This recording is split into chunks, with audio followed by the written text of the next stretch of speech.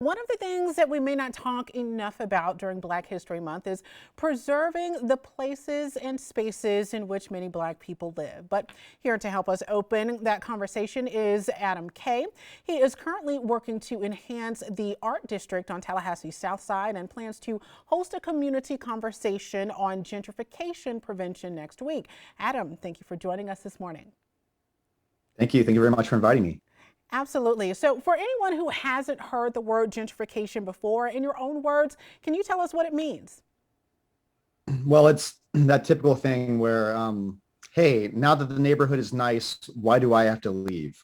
Generally speaking, people move in, developers move in into lower rent areas, and they change the neighborhood.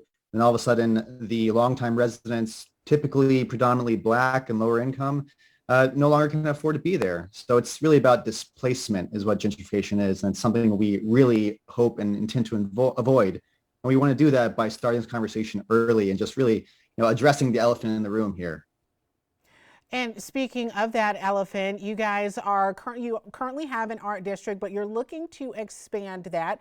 And in doing so, how are you planning to grow the art district with many of the Black people who live in the areas that you're expanding to in mind?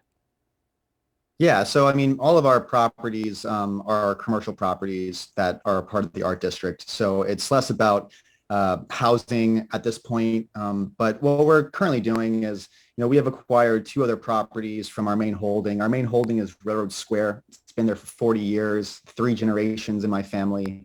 And we've acquired two other, really dilapidated properties, neither of them from Black-owned property owners. And we've really activated it more. So we took an industrial park down. It's called the Railroad Village. It's on the west side of FAMU Way.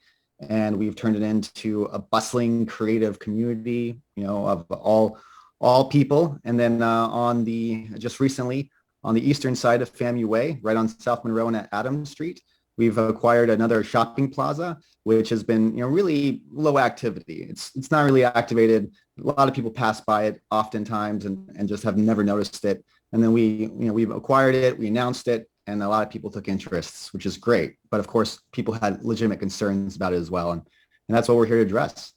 And speaking of some of those concerns, you said in a social media post that you want to become one of our country's role models for conscious and inclusive urban revitalizations.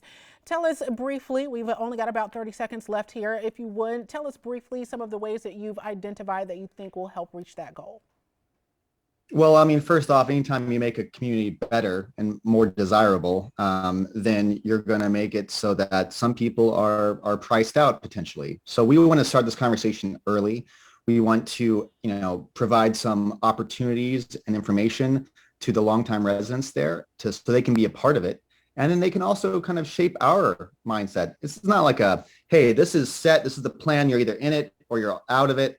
It's not like that at all. We're here to listen. We're here to, see where we can collaborate. It's really all about collaboration and about early and saying, hey, this is coming down the pipeline and here are some residual effects.